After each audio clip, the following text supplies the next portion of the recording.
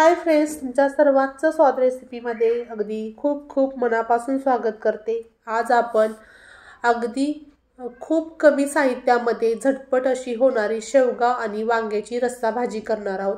तर ही भाजी तुम्ही व्हेज थालीमध्ये करू शकता किंवा गेस्ट आल्यानंतर भातामधून जर तुम्हाला लिक्विड भाजी हवी असेल तर तुम्ही या पद्धतीने ही भाजी करू शकता। तर त्यासाठी प्रथम मी कढई गरम करायला ठेवली। त्यामध्ये मी 2 ते 3 चमचे अंदाजे मी सांगते तर खोबरं घेतलंय। आता ही जी भाजी आहे ती मी 4 लोकांसाठी करते। आता आपण 1 चमचा तीळ घालायचं। तिळामुळे आपल्या भाजीला थिकनेस छान येतो। सोबतच तीळ हे खाणं आरोग्याला खूप असं फायदेशीर आहे, आपल्या हाडाला बळकटी देतं। आता सोबत 1 चमचा जिरं सुद्धा मी घातले आणि हे सर्व आपण छान असं खरपूस भाजून घ्यायचं। रस्सा भाजी जर छान असेल तर खायला खूप मजा येते। सोबतच ही भाजी भाकरी सोबत भन्नाट लागते। आता आपला हा मसाला जो आहे तो खरपूस असा भाजून झाल्यानंतर मी एका प्लेटमध्ये काढून घेते आणि आता आपण त्याच कढईमध्ये पाणी गरम करायला ठेवायचे। तर वांग हे पटकन शिजतं, शेवग्याची शेंग शिजायला थोडासा वेळ लागतो। आता मी सोबतच लसणाच्या 5 ते 6 कळ्या घेतलेल्या आहेत। पाण्याला एक छानशी उकळी मारून घ्यायची। तर ही थोडीशी माझी गडबड झाल्यानंतर कॅमेरा हललेला होता, तर असो। आता आपण शेवग्याची जी शेंग आहे त्याचे मध्यम आकाराचे काप करून घेणार आहोत। ते आपल्या आवडीनुसार उंची त्याची कमी किंवा जास्त ठेवायचे आणि त्याच्यावरची जी साल आहे ती काढण्याचा प्रयत्न करायचा आहे। बऱ्याच वेळेला ती इझिली निघून जाते। त्यामुळे काय होतं, आपण आता जी शेंग शिजवणार आहोत त्यामध्ये मीठ सुद्धा घालणार आहोत। मग त्यामुळे ते मिठाचं जे पाणी आहे ते आपल्या शेंगामध्ये जातं आणि शेंगाला टेस्ट खूप छान येते। सोबतच वांग सुद्धा आपण चिरून घेणार आहोत। तर एका वांग्याचे आपण 4 काप करणार आहोत। तुम्ही 2 केले तरी सुद्धा चालेल। पाण्याला सुद्धा आपली तोपर्यंत उकळी आलेली आहे। आता चवीपुरतं मीठ घातलंय मी आणि ज्या शेंगा आहेत त्या 2 ते 3 मिनिटं आपण या शिजवून घेणार आहोत। त्यामुळे ज्या वेळेला आपण वांग आणि शेवग्याची शेंगाची आमटी करणार आहोत किंवा पातळ भाजी करणार आहोत तर त्यामध्ये तो मसाला इझिली जातो आणि आपली शेंग चवीला छान लागते। आता जो मसाला भाजलेला आहे तो मी आधी मिक्सरमध्ये पाणी न घालता बारीक करून घेते। पाण्याचा वापर बिलकुल करायचा नाही। आता छान अशी एक उकळी आली आपल्या शेंगाला। एक 2 ते 3 मिनिटं मी असं शिजवून देते। मसालाही आपला बारीक झालेला आहे। त्यामध्येच मी कोथिंबीर घातलेली आहे आणि कोथिंबीर सुद्धा मी छान अशी बारीक करून घेतलेली आहे। तर मसाला तुम्ही बघू शकता रवाळ असा बारीक केलाय मी, ओबडधोबड सुद्धा नाहीये आणि खूप बारीकही नाहीये, पण रवाळ असा त्याचं टेक्स्चर आलेलं आहे। आता जे हे शेंगाचं पाणी ते फेकून न देता आपण ते भाजीमध्ये वापरायचंय, कारण त्या शेंगाचा जो रस आहे तो त्या पूर्णपणे भाजीमध्ये उतरलेला आहे।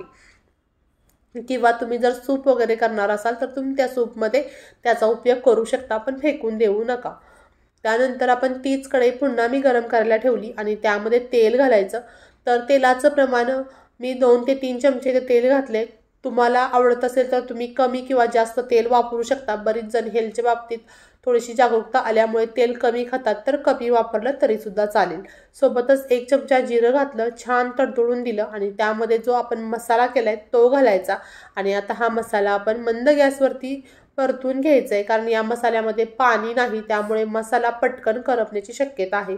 सोबतच कांदा लसूण मसाला घातलाय मी, तो सुद्धा आपल्या आवडीनुसार घालायचं। अर्धा चमचा हळद घातलेली आहे आणि सर्व मसाला व्यवस्थित परतून घ्यायचा।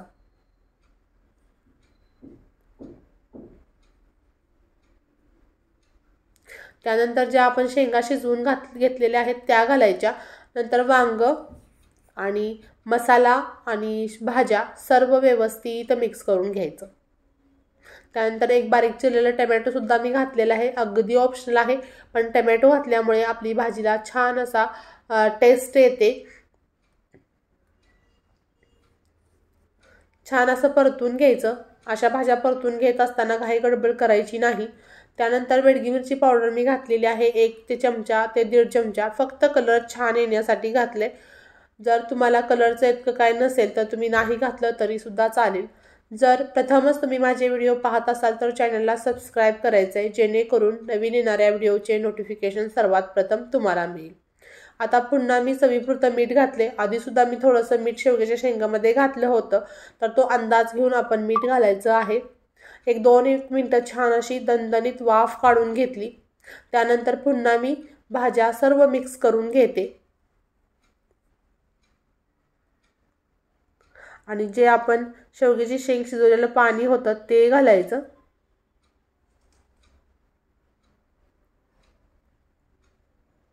आणखी मी थोडंसं गरम पाणी घालते. तर शक्यतो लिक्विडी भाज्या करत असताना गरम पाण्याचा उपयोग करायचा आहे. त्यामुळे आपल्या भाजीला तरी खूप छान येते आणि भाजी पटकन शिजते, त्यामुळे वेळही कमी लागतो.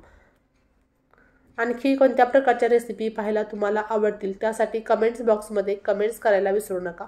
सोबतच जर तुम्हाला माझ्या रेसिपी आवडत असतील तर आपल्या मित्रपरिवारामध्ये नक्की शेअर करा. आता भाजीला आपल्या छान अशी एक उकळी आल्यानंतर मी ही भाजी जी आहे ती 5 ते 6 मिनटं मंद गॅसवरती व्यवस्थित शिजवून घेते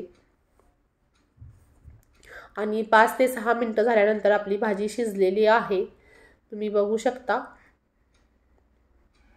छान असा थिकनेस आलाय आपल्या भाजीला आणि मी एक शेंग तुम्हाला दाखवते शिजलेली आहे. वाव, मस्तच. आता एका पातेल्यामध्ये मी ही भाजी काढून घेते. भाजीचा कलर, थिकनेस खूप छान आलेला आहे. पुन्हा भेटू अशाच नवनवीन आणि जायकेदार रेसिपी सोबत. तोपर्यंत बाय बाय.